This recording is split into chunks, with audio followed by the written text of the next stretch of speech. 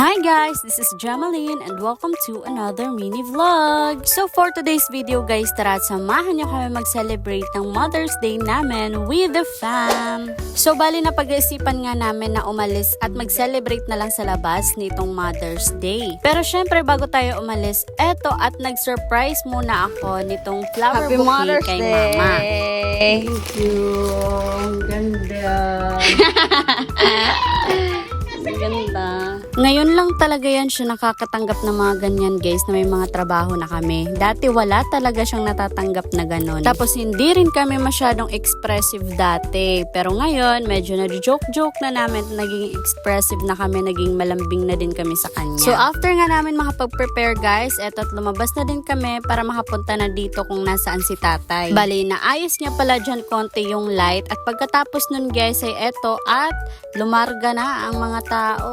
Actually guys, yung plano ko talaga dyan ay mag-movie marathon na lang kami. So i-treat sila sa sinihan guys kasi hindi ko alam kung nakapunta na sila sa sinihan. At pagkatapos ay kakain na lang kami sa mga resto sa mall and after ay uuwi na din kami. Kaso hindi ganun guys yung nangyari. Mas prefer daw nila na mag-road trip at pumunta sa Carigara, Leyte. Mamasyal dun sa tinatawag nila na Carigara Boulevard. So bali bumiyahe nga pala kami dito guys ng 1 hour and 30 minutes at quarter to 2 p.m. guys ay nakarating na din kami dito. Bali first time ko lang din makapunta dito sa Carigara Boulevard guys. At parang tinatago talaga nila itong boulevard nila na napakaganda, napaka-presko at napakahangin talaga. Char!